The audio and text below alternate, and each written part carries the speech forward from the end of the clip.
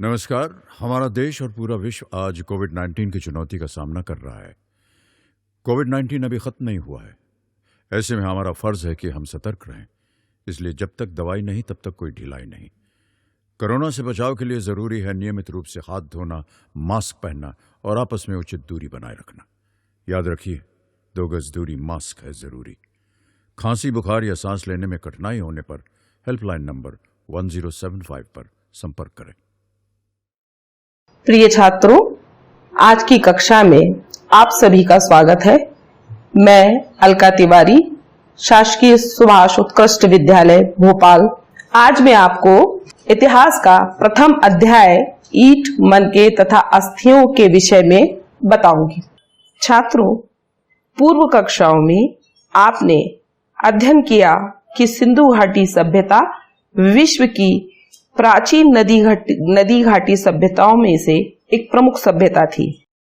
इसके पूर्व 20वीं शताब्दी के दूसरे दशक में इतिहासकारों की ये मान्यता थी कि भारत की प्राचीनतम सभ्यता आर्यों की सभ्यता है। किंतु इस महान नदी घाटी की सभ्यता की खोज के पश्चात पूरा परिदृश्य बदल गया। पुरातत्वविद जॉन मार्शल, राखालदास बनर्जी ने घोषणा की कि सिंध और पंजाब में ईसा से 3 या 4 हजार वर्ष पुरानी एक ऐसी सभ्यता के विषय में पता चलता है जिनका सामाजिक जीवन सुमेर, बेबीलोनिया, मिस्र, मेसोपोटामिया की सभ्यताओं से कहीं अधिक ऊंचा था। यह सभ्यता संसार में अभी तक ज्ञात सभ्यताओं में सबसे अधिक प्राचीन है। हड़प्पा सभ्यता के विषय में जानने के लिए हम इनको निम्न बिंदुओं के अनुसार समझेंगे। सबसे पहले हम इनके खोजकर्ताओं के बारे में बात करेंगे, अन्वेषणकर्ताओं के बारे में बात करेंगे।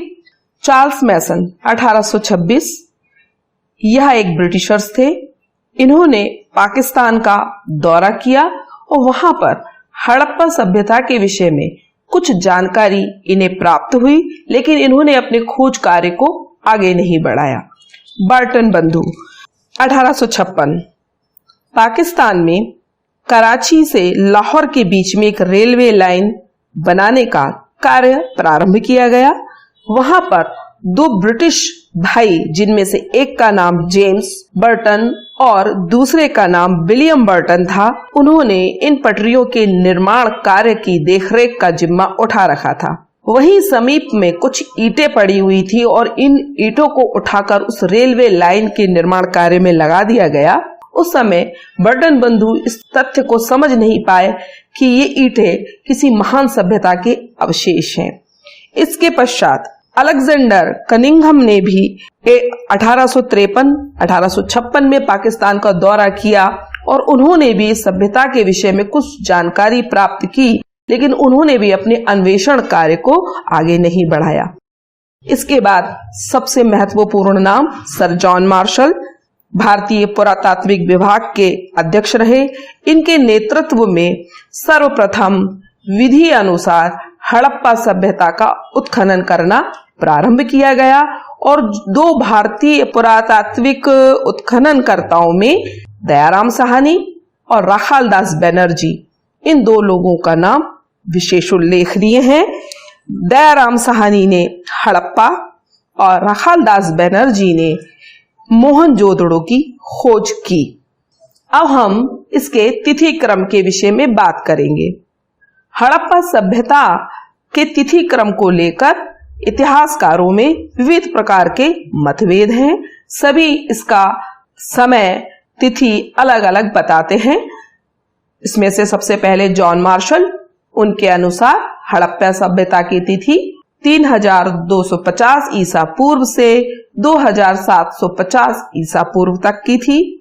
अर्नेस्ट मैके का मत है कि यह सभ्यता 2800 ईसा पूर्व से 2500 ईसा पूर्व तक अस्तित्व में थी। डॉक्टर एम व्हीलर, उनका मत है कि 2500 ईसा पूर्व से 1500 ईसा पूर्व तक यह सभ्यता अस्तित्व में थी और जो सर्वाधिक मान्य तिथि क्रम है वह कार्बन डेटिंग पद्धति, जिसको हम C14 पद्धति के नाम से जानते हैं, जिसमें एक भारतीय पुरातत्वविद DP अग्रवाल का कार्य उल्लेखनीय है। यह सर्वमान्य तिथि है 2600 ईसा पूर्व से 1900 ईसा पूर्व। अब हम हड़प्पा सभ्यता के नामकरण के ऊपर आते हैं। हम यहाँ पर सबसे पहले जानेंगे कि वैदिक सभ्यता में भी हड़प्पा सभ्यता का उल्लेख मिलता है। वहां पर इसे हरियूपिया के नाम से उल्लेखित किया गया है। यह सभ्यता चूंकि सिंधु नदी के आसपास पाई गई है, इस कारण इसे सिंधु सरस्वती सभ्यता के नाम से भी जाना जाता है। कांस्य युगीन सभ्यता। छात्रों, यहाँ एक विशेष बात यह है कि सिंधु सभ्यता के निवासी तांबे और टीन को आपस में मिलाकर कांस्य नाम की एक धातु का निर्माण करते थे और इसी कारण इसे कांस्य युगीन सभ्यता के नाम से जानते हैं।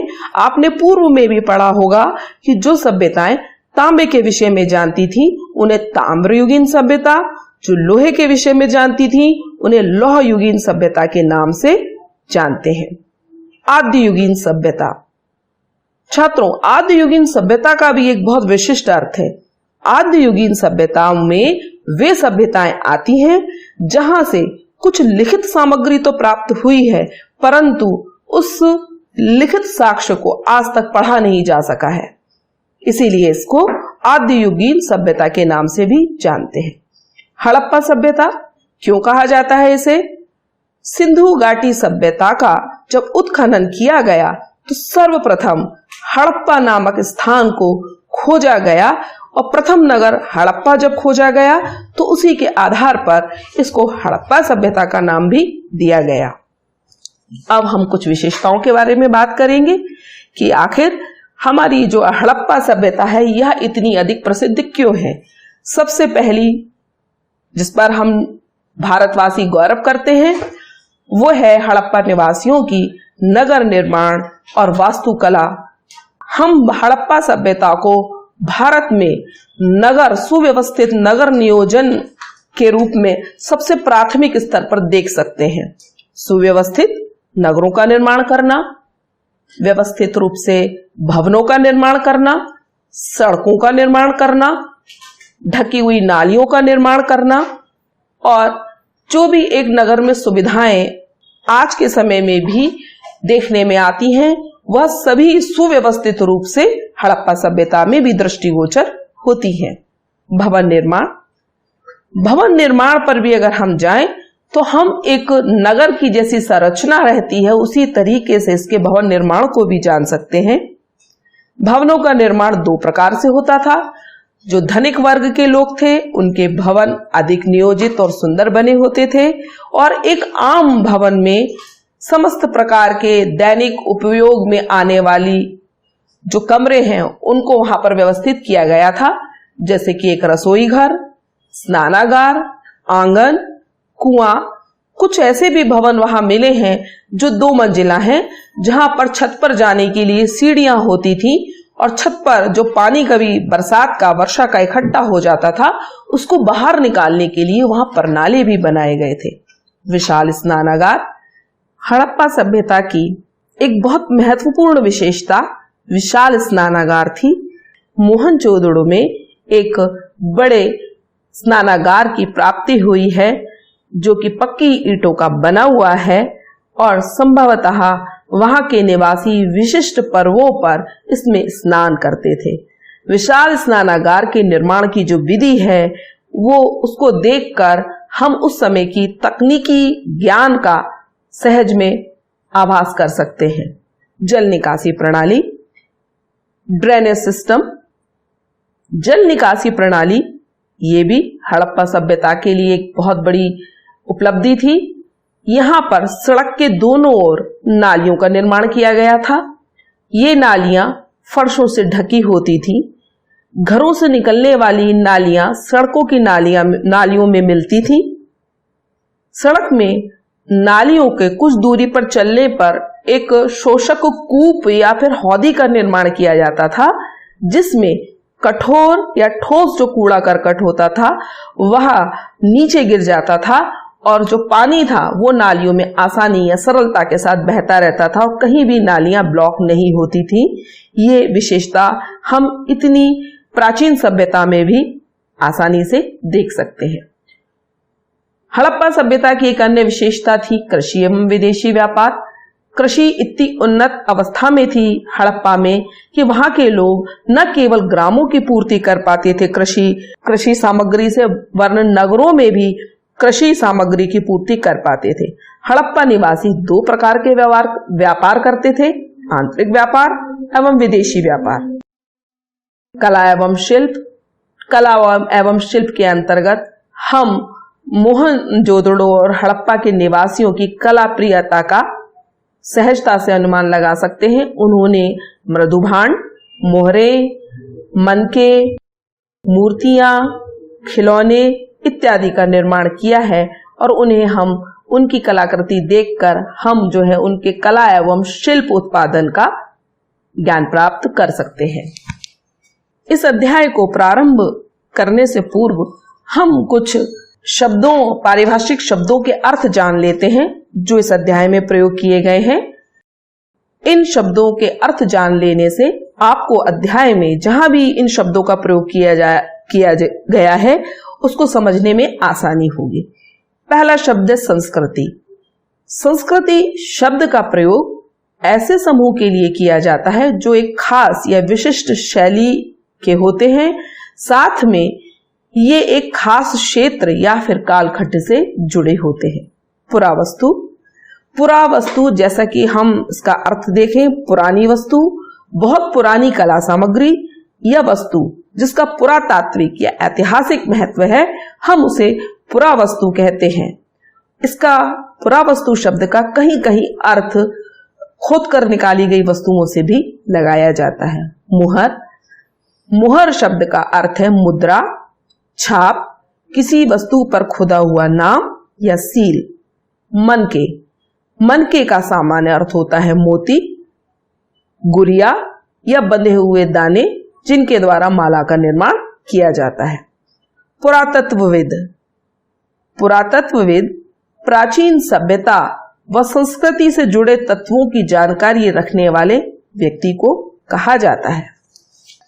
सिंधु घाटी सभ्यता के इतिहास को जानने के स्रोत।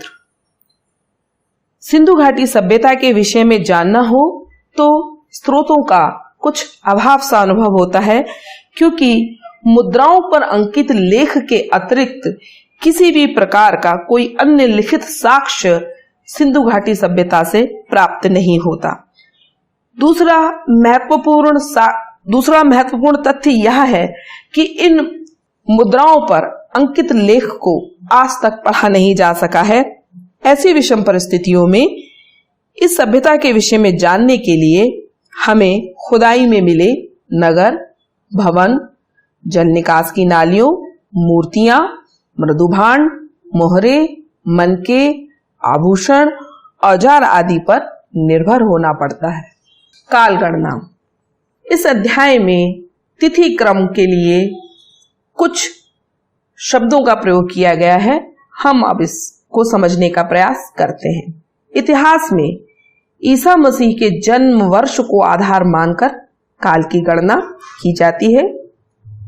आप लोगों ने पुस्तकों में देखा होगा ईसा पूर्व, इसे इंग्लिश में BC कहा जाता है, जिसका अर्थ है बिफोर क्राइस्ट, यानी ईसा के जन्म के पूर्व की घटनाओं की गणना ईसा पूर्व लिखकर की जाती है। ईसवी से AD कहा जाता है, अंग्रेजी में एनो डोमिनी। आजकल AD के स्थान पर CE, BC के स्थान पर BCE का प्रयोग भी किया जाता है। CE का अर्थ है कॉमन एरा, BCE का अर्थ है बिफोर कॉमन एरा।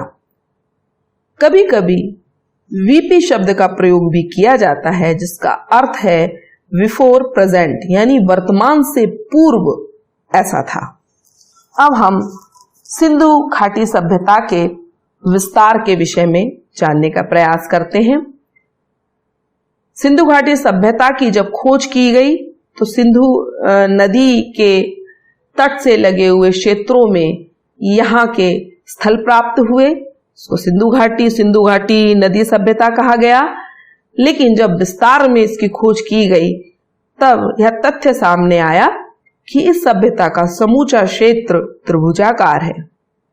इसके अंतर्गत पंजाब, सिंध, बलूचिस्तान ही नहीं, गुजरात, राजस्थान, हरियाणा, पश्चिमी उत्तर प्रदेश के सीमांत भाग भी थे। इसका क्षेत्रफल 12,99,600 किलोमीटर है। अब हम हड़प्पा सभ्यता के कुछ प्रमुख स्थल या नगरों के विषय में जानेंगे। सर्वप्रथम हड़प्पा पश्चिमी पंजाब में रावी नदी के सूखे हुए मार्ग पर लाहौर और मुल्तान के बीच स्थित है। 1826 में सर्वप्रथम चार्ल्स मेसन नामक एक अंग्रेज यात्री ने इसे देखा। इस स्थल की खुदाई और अध्ययन में सर जॉन मार्शल एवं दयाराम साहनी के नाम उल्लेखनीय हैं।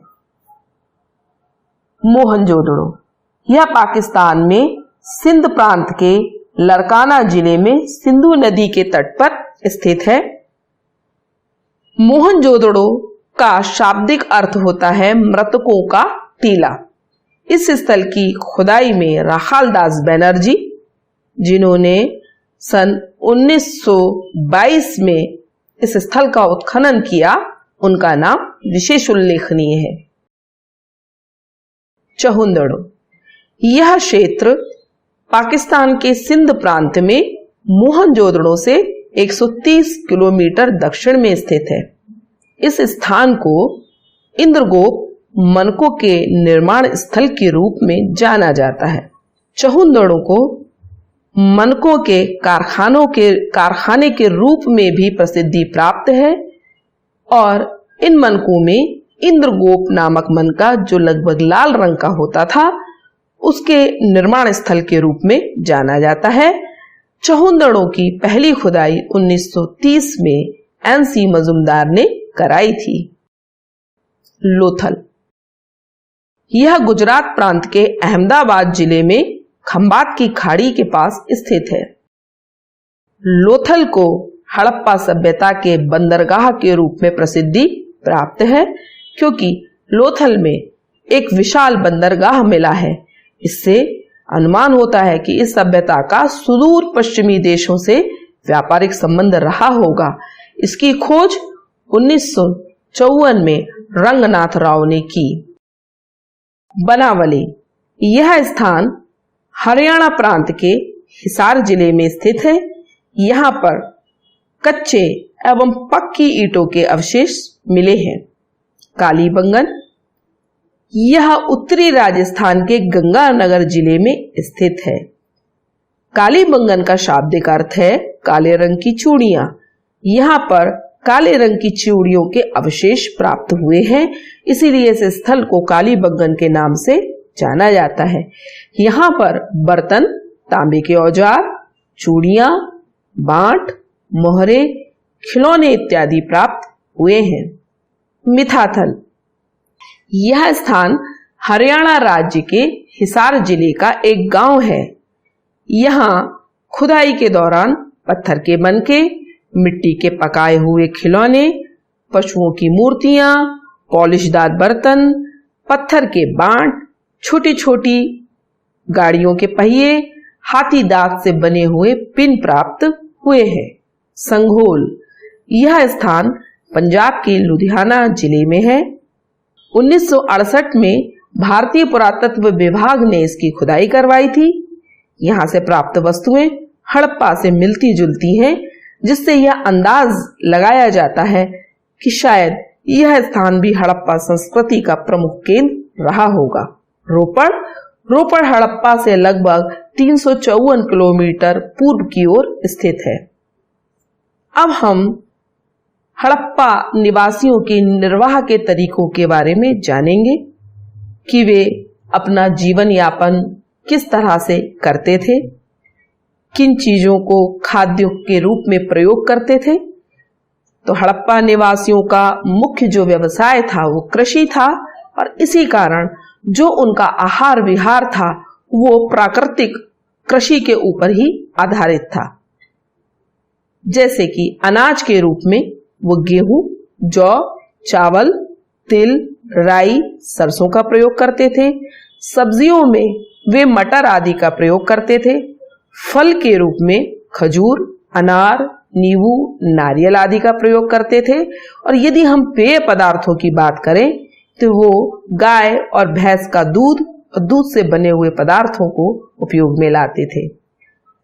हड़प्पा सभ्यता के निवासी मांसाहार के भी शौकीन थे। वे भेड़, बकरी, मछली, मुर्गी, बत्तख के मांस का प्रयोग करते थे। यहाँ पर खास ध्यान देने लायक बात यह है कि वह मांस को पकाने, उबालने और भूनने के लिए विविध प्रकार की विधियों का प्रयोग करते थे। कृषि प्रौद्योगिकी। हड़प्पा कालीन कृषि की दशा अत्यंत उन्नत थी। कृषि का उत्पादन इतना अधिक होता था कि खाद्यान्न नगरों में जाता था। कृषि विधियों के विषय में, कृषि प्रौद्योगिकी के विषय में स्पष्ट जानकारी मिलना कठिन है, परंतु जुते हुए खेत, मोहरों पर वृषभ की आकृति का खुदा होना, मिट्टी से बने हल इस ओर इंगित करते हैं कि ये लोग कृषि विधियों से सुपरिचित थे। बैल सिंधु सभ्यता का प्रमुख पशु था। यही कारण है कि कुछ मोहरों पर बैल की आकृति को खोदा गया और उन मोहरों को वृषभ मोहर का नाम दिया गया। यहां पर हम कुछ औजारों के बारे में बात करेंगे जो हमें हड़प्पा सभ्यता से प्राप्त हुए, जैसे कि बनावली से मिट्टी का हल, कालीबंगन से जुते हुए खेत, धौलीबीरा से जलाशय के अवशेष, शोर्तघई जो कि अफगानिस्तान में है, वहां से नहरों के अवशेष प्राप्त हुए हैं। मोहरे। खुदाई में भिन्न भिन्न प्रकार के पत्थर, धातुओं, हाथी दांत और मिट्टी की बनी हुई लगभग 600 मोहरे मिली हैं। अधिकतर मोहरे वर्गाकार आकृति की हैं, जिनमें एक ओर पशुओं के चित्र बने हैं और दूसरी ओर कुछ लेख लिखे हुए हैं। मातृ देवी के अनेक चित्र मोहरों तथा बर्तनों पर अंकित पाए गए हैं। खुदाई में कोई लिखित साक्ष्य प्राप्त नहीं हुआ है, परंतु जो मोहरें मिली हैं उन पर लिखित कुछ लेख खुदे हुए हैं जो अभी तक पढ़े नहीं जा सके हैं। परंतु जो मोहरें मिली हैं उन पर कुछ लेख खुदे हुए हैं जो अभी तक पढ़े नहीं जा सके हैं। यह लिपि चित्रात्मक है। यह दाएं से बाएं ओर लिखी जाती थी। दाएं से बाएं ओर यह लिपि लिखी जाती थी। इसका साक्ष्य हमें हड़प्पा सभ्यता से प्राप्त एक पट्टिका से मिलता है, जहां पर उत्कीर्णक ने या लिखने वाले ने दाएं ओर से लिखना प्रारंभ किया, लेकिन बाईं ओर जाते जाते तक वह फलक छोटा पड़ गया। इससे यह ज्ञात होता है कि ये लिपि दाएं से बाईं ओर लिखी गई है। कनिंघम का विचार है कि संभवतः हड़प्पाई लिपि का मूल स्रोत ब्राही लिपि है। मोहरों पर सांडों और भैंसों की सर्वाधिक कलापूर्ण ढंग से चित्रकारी की गई है। वृक्षों के भी चित्र बनाए गए हैं। प्राप्त मोहरों में पीपल और उसकी पत्तियों के चित्र अंकित हैं, जिनसे हम एक तथ्य को और जान सकते हैं कि हड़प्पा निवासी पीपल की पूजा करते थे। आकार की दृष्टि से यह मुद्राएं या मोहरें दो प्रकार की हैं। प्रथम, बड़े आकार की छाप मुद्राएं जिन पर अक्षर और मूर्तियां उल्टी खुदी हुई हैं। ये एक प्रकार के सांचे हैं जो गीली मिट्टी, लाख, मोम आदि कोमल द्रव्यों पर छाप लगाने के काम आते थे। ये मुद्राएं सेलखड़ी नामक पत्थर की बनी हुई हैं।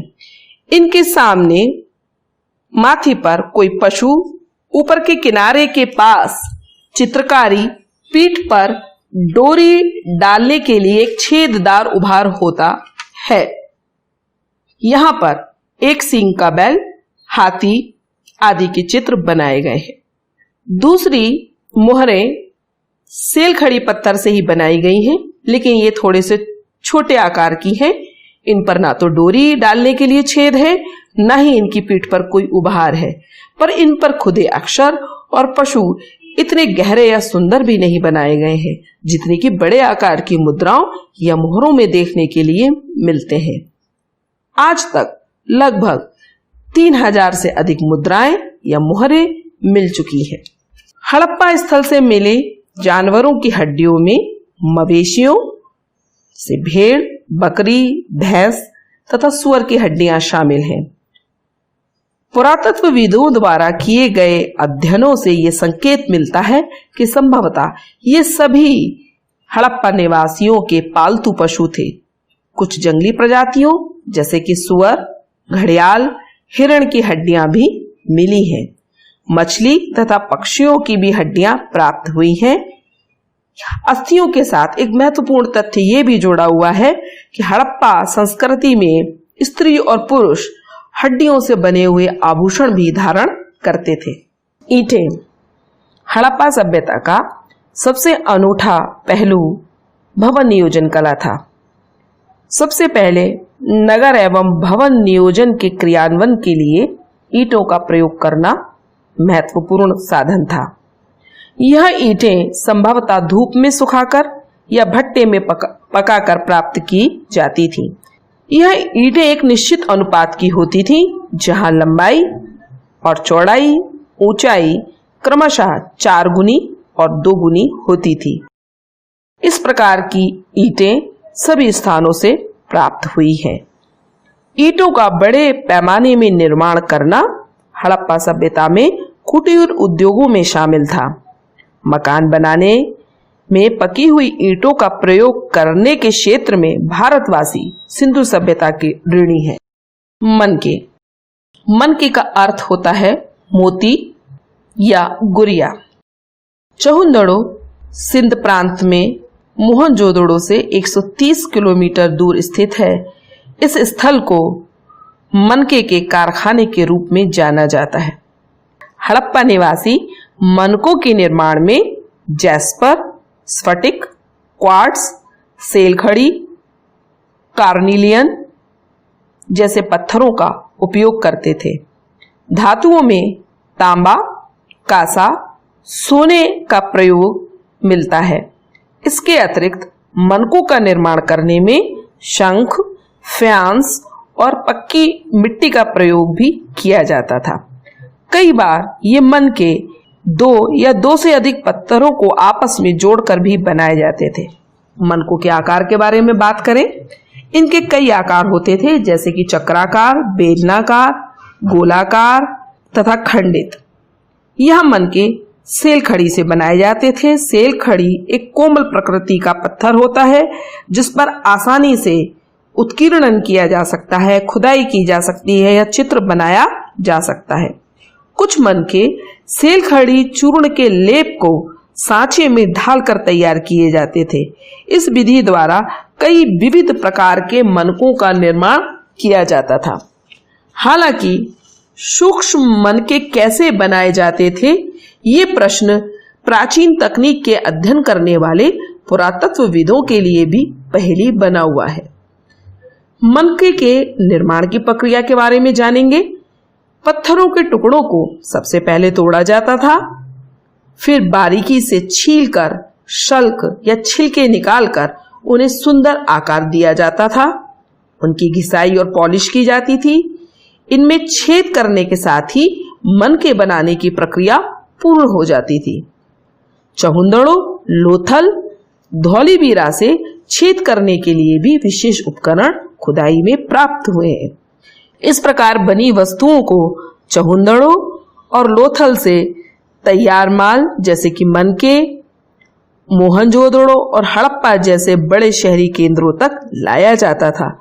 कभी कभी वस्तुओं के निर्माण से बचे हुए छोटे छोटे आकार के पत्थर के टुकड़ों को भी वस्तुएं बनाने में प्रयोग किया जाता था। हड़प्पा निवासी शिल्प उत्पादन हेतु सुदूर अफगानिस्तान से, शोरतघई से लाजवर्दमणि, लोथल से कार्निलियन, सेलखड़ी गुजरात से तथा तांबा खेतरी राजस्थान से मंगाया करते थे। किशोर अवस्था संबंधित समस्याओं के परामर्श हेतु समर्पित उमंग किशोर हेल्पलाइन के टोल फ्री नंबर 144225 पर संपर्क करें।